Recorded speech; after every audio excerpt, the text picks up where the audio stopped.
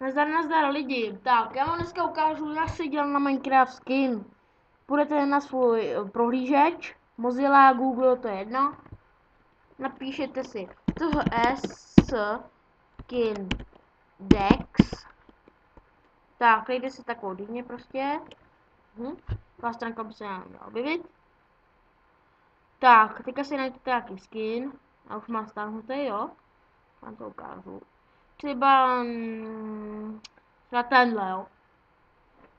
No. Už mám jeden stáhnutý. Já to udělám pro vás, já se ho pak odstraním, protože pak tady dám ten svůj, který jsem chtěl. Tak. A prostě tady toho třeba, jo. Dáte tady tu šipku. A nebo počkejte. Třeba můžete dát i tady tu složku, jo. No třeba, já to tady to nedělám, protože to je nějak hovno. Vždycky si dejte tady tu šipku. Ano, uložit souboru. Teď to se můžete vykřížkovat. A tohle prostě ten obrázek, jo. Já se ho odstraním, protože tady mám jeden, toho jsem chtěl. Bude opět to stejný. Zapnete si Minecraft. Minecraft tedy.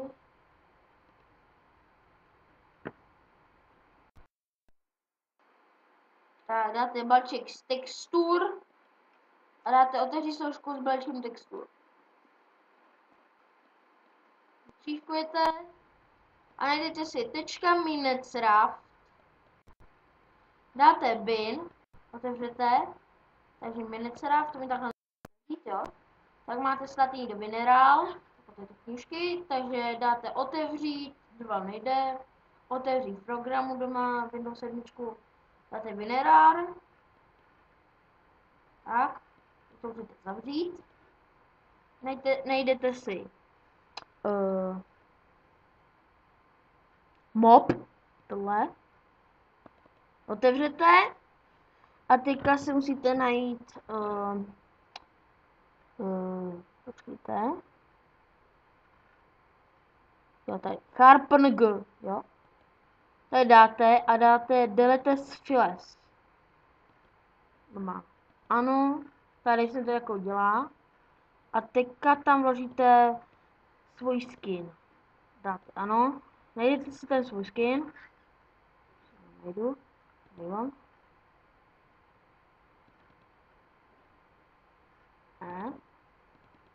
Počkejte. Jo, tady mám. Tak. Dáte přejmenovat. Redneme. A napíšete, nesmíte tam dát velký, protože to je chybný, ale nevím proč. Taký debilní. Napíšete char.png. Tak. Tak, a už to je, na to jenom takhle kliknete na to jenom myší a máte to. Tak, tohle už můžete zavřít. Můžete vyhodit obrázek. A uvidíme, jestli to tam budete mít.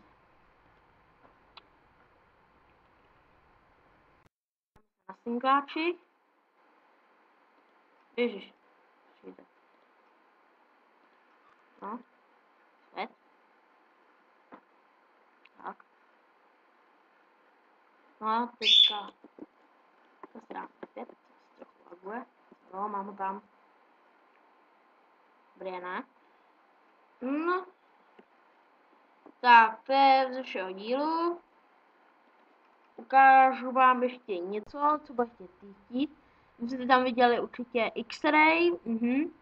To vám taky ukážu, kde stahovat a takový v příštím díle. Tak, užijte si, jestli si to zapamatujete. Taková. Tak, já jsem to jenom tak zkoušel. Jo, a prostě pak mi to prostě nějak udělalo. A měl jsem to. Tak v příštím díle. Čau.